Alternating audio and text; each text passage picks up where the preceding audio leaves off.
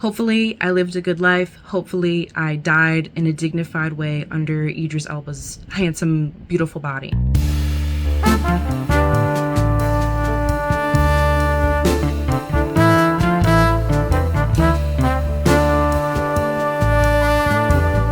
Hello and welcome back to the Unemployed Movie Critic YouTube channel. How are you? I hope you're well.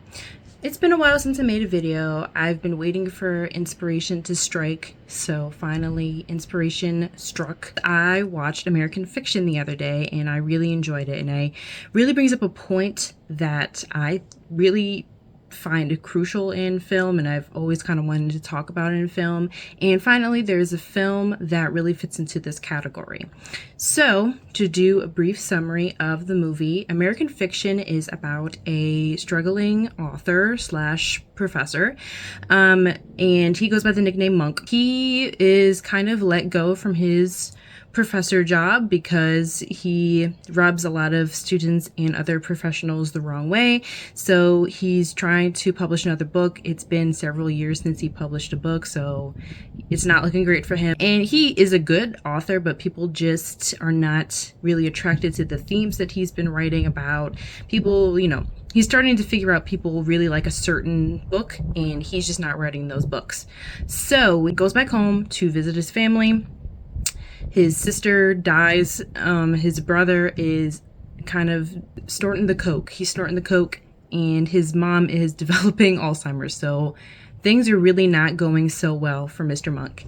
And he needs a lot of money. He decides he's really frustrated. There's this other author who's getting a lot of attention, and she wrote a book about just like growing up in the ghetto. And it's not her personal story, from what I understand, based on other things that happened in the movie. It is her collection of like interviews with other people. So it's called it has a crazy title. It's called like We Lives in the Ghetto. And so Monk is pissed about this. And he's like, you know what? I'm just going to write the same kind of book. I'm just going to make up a story about this black man who's gone through incredibly terrible life struggles, and really he just kind of means it as a joke because he's just pissed off, but then it actually does get a lot of attention. The white people eat it up, and he is offered this book deal. He's really struggling, trying to figure out if he should take the book deal or not, and eventually he does sell it, and he gets a lot of money, and that money helps him take care of his mom. In the meantime, he's struggling with his relationship with his brother. His brother is gay. His brother and also his wife divorced him, so he's, kind of falling off the edge. Monk is pissed at him all the time. He's struggling with his relationship with his girlfriend. Monk increasingly becomes, frankly, an asshole throughout the film. And so his girlfriend is, distancing herself from him. What attracted to her in the first place was, his authenticness. She read a few of his books and really liked them, actually, and she's one of the only people who actually really appreciated who he really was. And then all of a sudden, through this book that he's writing, he's really losing himself. So I'm leaving out a lot of details. I feel like those are mainly the main plot points, I guess I will say, that happen in the film. But it's one of those films where the plot is a little bit more loose. I'm not going to say it doesn't have a plot, because it definitely does, but it's definitely more about the feelings and the places that our protagonist finds himself in, if that makes sense.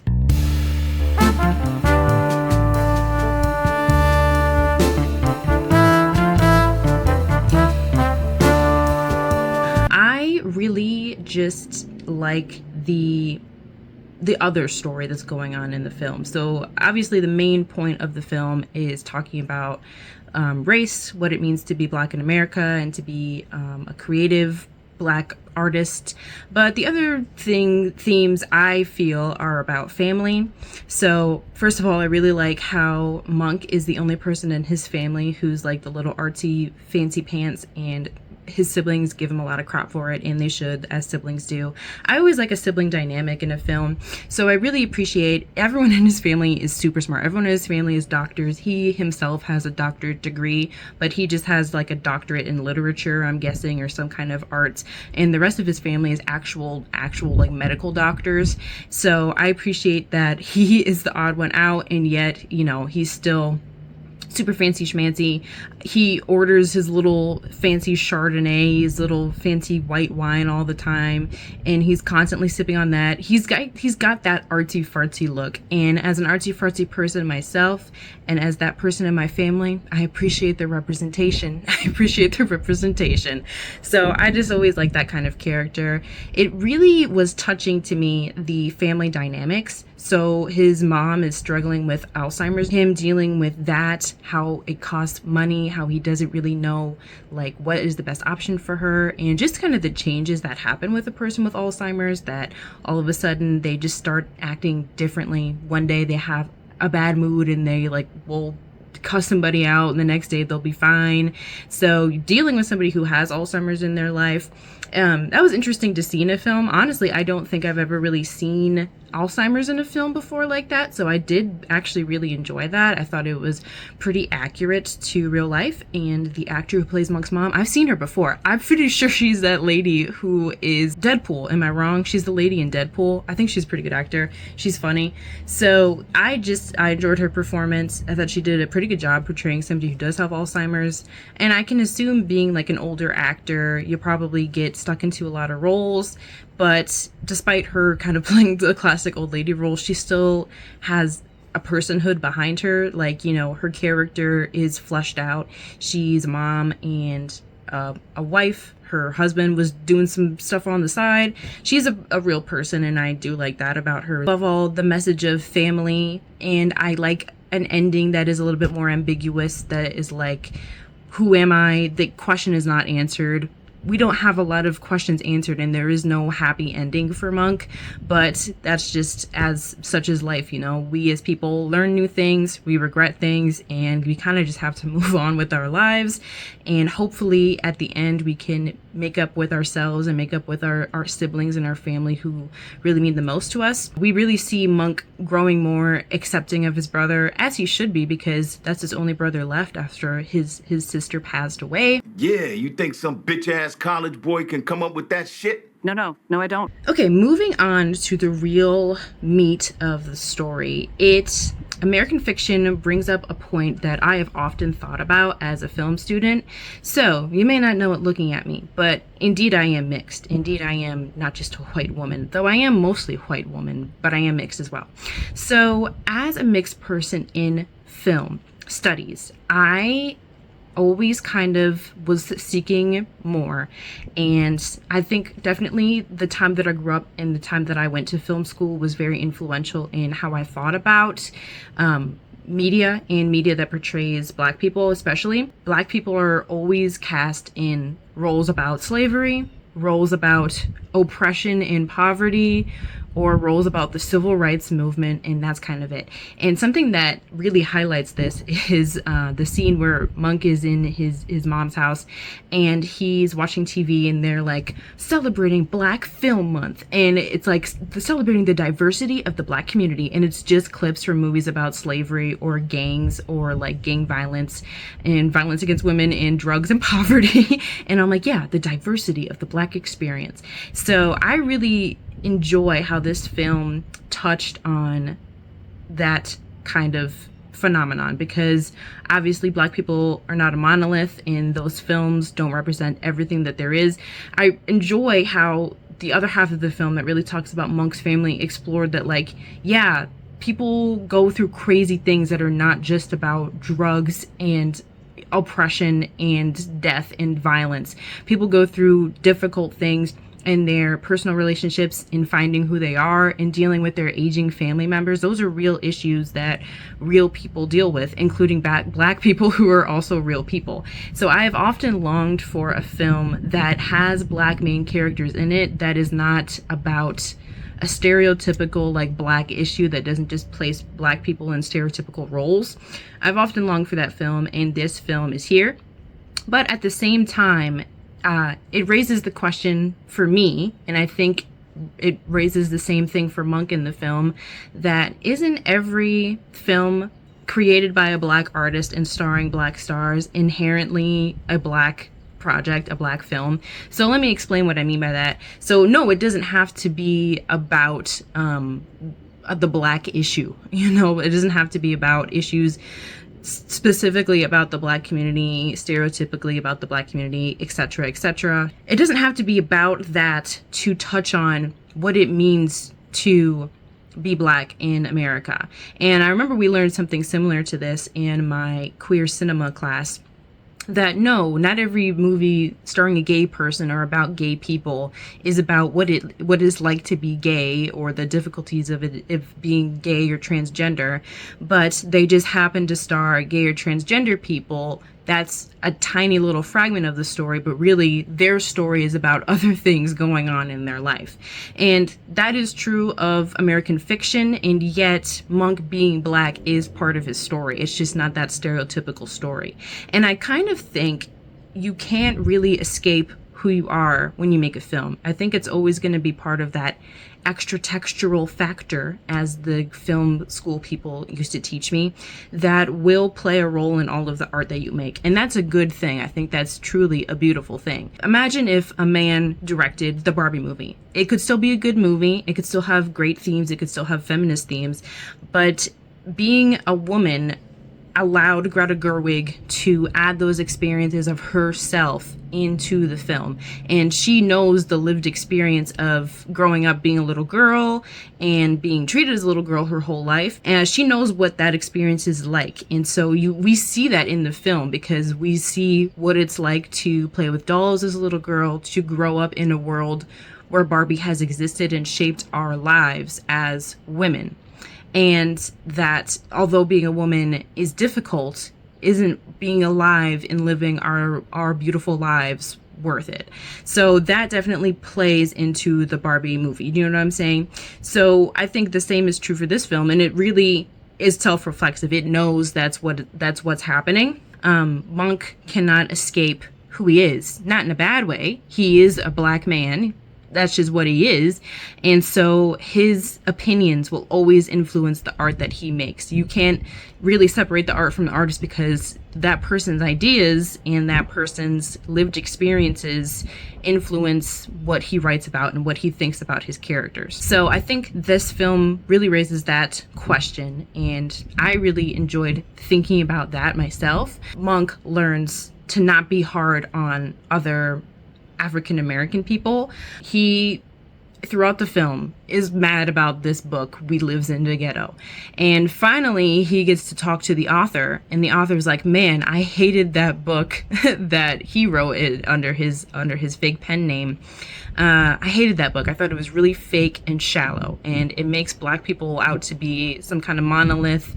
And he's like, I totally agree, but didn't you write a book that was exactly the same? And she was like, no, I talk to real people.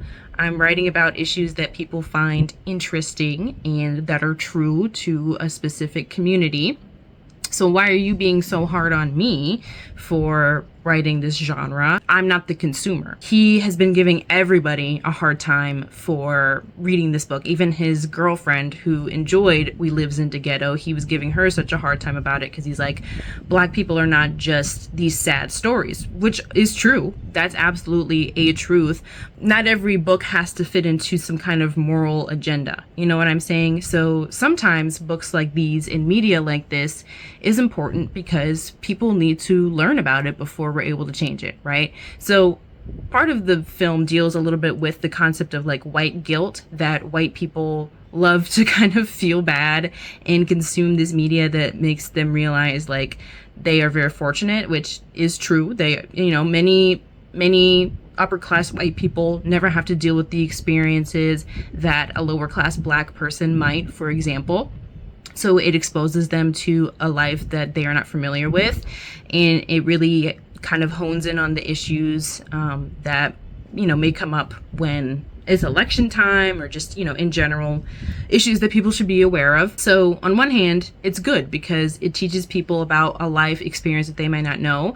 On the other hand, it's also cathartic. I'm sure if you went through a really shitty life experience and somebody wrote a book about it, you'd probably say, finally, somebody gets what I'm talking about. And this really relates to me and my life circumstance. And somebody's talking about it. Now people kind of get it. People get where I'm coming from. And, you know, I think that's very true. I think we look at a book like I'm Glad My Mom Is Dead by Jeanette McCurdy.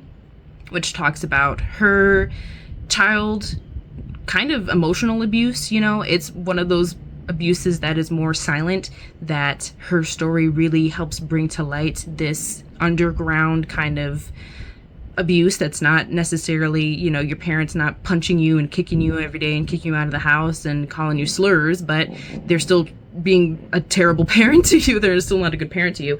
It exposes what it's like to grow up in Hollywood and, you know, the dangers of children being in media. So it has value. Every piece of media has value, even if you don't want to see the same thing over and over again. Two things can be true at the same time. And that's kind of what Monk discovers. He realizes he shouldn't be mad at the Black people who capitalize on it, who write stories about it, who interview others about it, who make films and movies, who enjoy reading media like this, who act in projects about stereotypical issues. We can't blame those people for issues that are much more above them. Do you know what I'm saying? So at the end of the movie, Monk is leaving set. His book is going to be adapted into a movie. He's leaving set with his brother, and he sees an actor, a Black actor, dressed as a slave, getting ready to shoot this slave movie. And you know, Monk of a couple months ago in his story would have probably chastised that person, like, come on, man, you need to pick a role that isn't so stereotypical. You're more than this role. But on the other hand, who is he to say this man can't earn money in a role that he did not make to fulfill media that people want to see? It's not that Black person's fault. It's a larger systemic issue that we all need to understand before we can start assigning blame on other people. And really, at the end of the day, it's definitely not the Black person's fault for acting in a movie where he can get money based on a historical truth. It's kind of white people's fault, and really we should blame, like, media for perpetuating the same story over and over and over again, rather than give Black creatives a chance to actually tell their real story about what happens to them. And then another issue is about identity. Who am I? So Monk, throughout the film, is trying to figure out, who am I? Not only who am I in the context of my family. Am I like my dad, like my siblings say? Am I becoming an asshole like my dad? Am I a member of this family who's taking care of my mom? Am I a caregiver? Am I a partner to my girlfriend? But, you know, am I a writer also? Am I a writer? Am I a good writer? Am I a professor? Am I a Black man in America? Do I have those same experiences? Who am I? So what I mean by that is, it kind of sometimes feels like, in order to be qualified as Black in America, you have to go through the most traumatic life experiences and grow up really low income. And I think that is something that isn't outright said in the film, but is definitely inferred. So Monk grew up in a very different lifestyle than most people grow up in. So he grew up in a very privileged lifestyle. He has a summer home, so he has a beach house. His dad is a doctor. His parents had a maid growing up. His siblings are doctors. He's a doctor. They all have very high levels of education. They're an educated family. They're wealthy. They don't have to worry about those kinds of things, you know?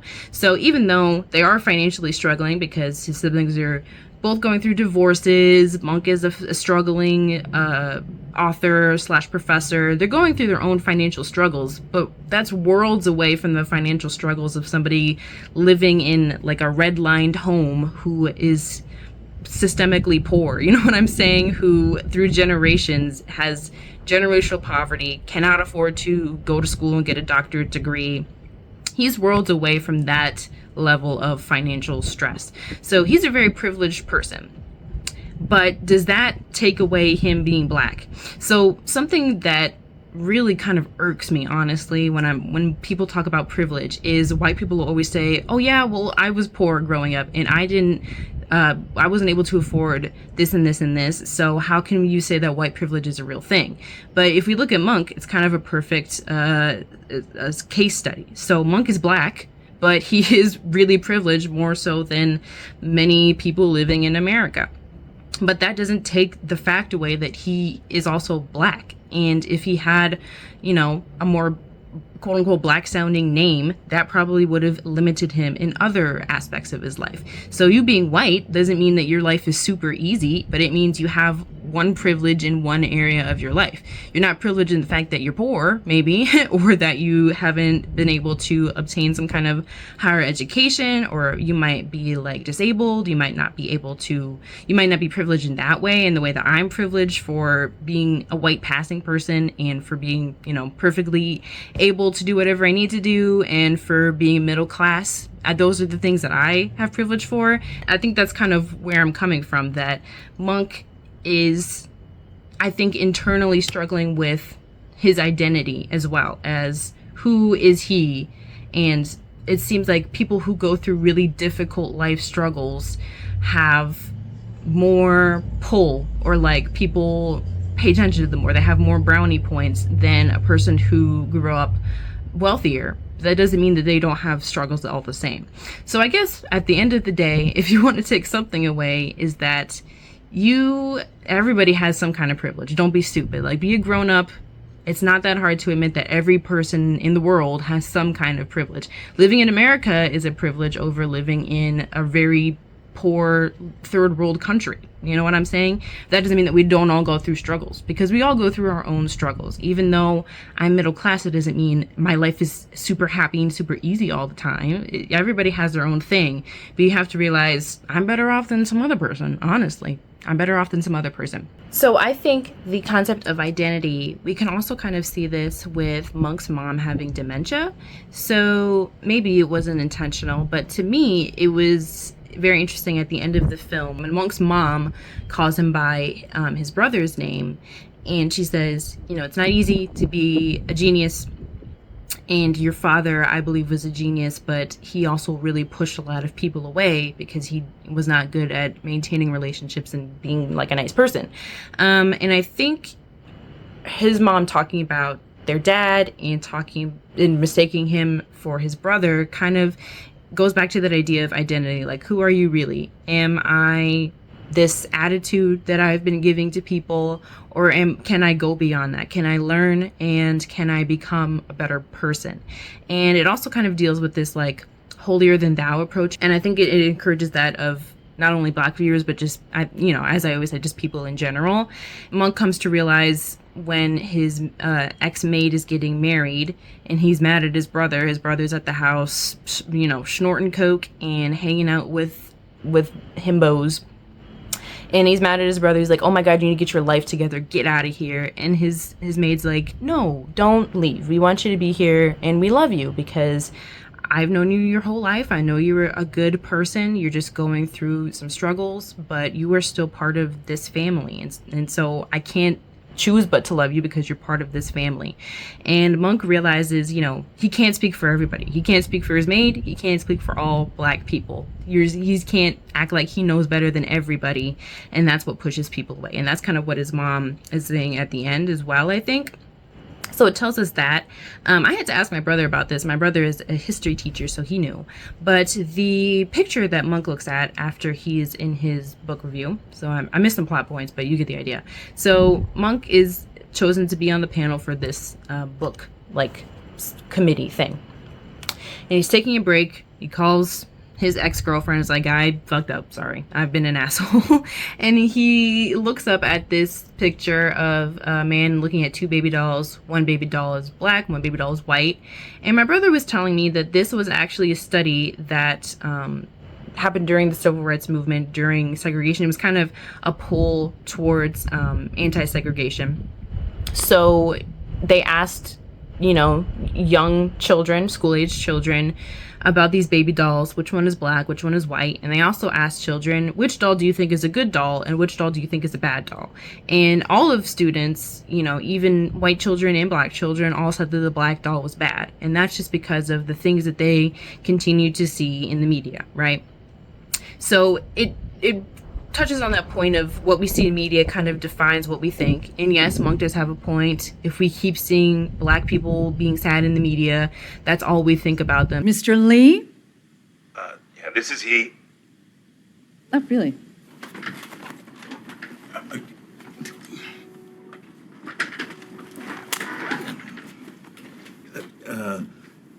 Yeah, god damn it. The film also kind of deals with something that I've talked about before, which is, that like that poverty porn. So films like Slumdog Millionaire get eat up at the Oscars. Yum, yum, yum, yum, yum. Because people love to see people struggling and just be like, wow, isn't their life so hard? But at the same time, nothing is done to kind of address that or change that. People just kind of like to say, wow, that was really crazy, or like, that was really awful and harrowing, wasn't it? We'd like to hear sad stories, I think. And I think that's just part of human nature. I like to listen to true crime and I like to learn about true crime. And, I'm part of that problem too, probably. We like to hear about these things and we eat up these sad circumstances, but we don't really do anything to change it. Maybe we think to ourselves about what we could do better, which is a start. That's a good thing. But that's not the only thing we should be doing. We have to actually do real life things. You can't just sit around and be like, wow, I feel so bad. And then that's all that happens. But I also wanted to talk about some films that this film reminds me of. So if you've ever seen the film Sideways, I watched it for a film class. And Sideways deals with, to me, the movie looks, the way that it's edited, even the music, the fancy pants attitude of the main author. Both of them have characters that are main authors as well. Just the whole feeling of like, what it is to be an artist and what you should sacrifice for your art and how much of yourself you give away in looking for your identity. So that reminds me of that. The film also reminds me of Hollywood Shuffle. Love Hollywood Shuffle. If you haven't seen it, mandatory viewing. Hollywood Shuffle is funny. Hollywood Shuffle follows a black actor, and he's struggling finding roles that he feels like really fit him. He's only getting cast in roles that are about like gangsters, and so he's been struggling. Obviously he wants to find a role, he wants to make it, but the only roles that he's being offered are as like gangsters and pimps, and he doesn't want to be that kind of role model. He wants to go beyond that, and he wants to be recognized as a real actor and a real artist, and he wants to show that Black people can be anything and not just these sad stereotypes. So it reminds me of that film as well, especially like the Hollywood machine. What does Hollywood want to see? And Hollywood does only want to see particular things, especially at the Oscars. And honestly, it brings up Tyler Perry. And I think about this, my dad kind of has beef with Tyler Perry because Tyler Perry does kind of play that same stereotypical Black character. And especially in Medea, I think Tyler Perry, like, come on now. So, he plays that over-the-top Black mother who's involved in the church. And yes, that is part of somebody's real-life experience. You could find it funny. I'm not judging you for liking Medea. I'm sure it's fine. It's fine. You can like whatever you want. There's nothing wrong with that. It doesn't make you a bad person. It doesn't make Tyler Perry a bad person. But it's part of the same discussion. Also because his brother is mistaken for Tyler Perry, as he says. So I think that was, maybe it wasn't intentional, but to me, that just made me think about the whole Tyler Perry discussion as well. But finally, this film also kind of got me thinking about a couple other things. So Peter Dinklage, if you didn't know, has dwarfism. And so he has talked about how he doesn't want, little people to be cast in roles as just little people. He wants them to have more dignified roles. And, his role in Game of Thrones, yes, part of his character was his status as a minority group for sure. And he was definitely ostracized because of his size. So that was part of his character. But Tyrion Lannister was a fully developed character who had real motivations, was a real person. And so I think that's what Peter Dinklage was saying. But at the same time, a lot of people who also have dwarfism are like, Peter Dinklage, I'm trying to get a job though. Like, I'm trying to get my roles. And if they want me to play, the Munchkin in Wizard of Oz, I'm going to play Munchkin in Wizard of Oz. It's much better to have an actual person who is a little person play a Munchkin, though it's a little bit derogatory, than have a CGI Munchkin. Stupid. That's stupid. And it's taking somebody out of their job. So, it's kind of that nuance again of, yes, you should be playing more diverse roles that are about you and how good of an actor that you are. But at the same time, who are we to judge people who do take those opportunities? There's nothing wrong with that. So it made me think about the whole Peter Dinklage debacle. And it also got me thinking about Tyler, the Creator. So when Tyler, the Creator won his Grammy for Igor, my favorite album, he mentioned in his acceptance speech that yes, he won the Oscar, but he won the Oscar in the rap category. And he says Igor is a pop album. And I'm gonna have to agree with him. If you've ever listened to Igor, that's a very poppy, marshmallowy, soft boy album. And Tyler kind of brings up a point that why do black people always get stuck into these roles and these genres of R&B and hip hop and rap, when really the musical talent and just the talent of any black artist goes way beyond these roles that we want to put them into. You know what I'm saying? At the Oscars, at the Grammys, in every kind of role. So, all in all, really loved American Fiction. Should be mandatory viewing if you're a film person at all. Just a funny movie also. Honestly, I wasn't sure I was going to like American Fiction. I wasn't really sure what exactly it was going to be about, but I am so glad that I watched it. And I promise I'm going to try to watch more relevant films that are coming out. I saw the Minecraft movie, if that means anything to you guys. But I just really haven't been inspired by anything that I've been seeing lately. So I wanted to talk about something that I really did enjoy. So thank you again for joining me on the Unemployed Movie Critic YouTube channel. I hope to see you again soon. Thank you.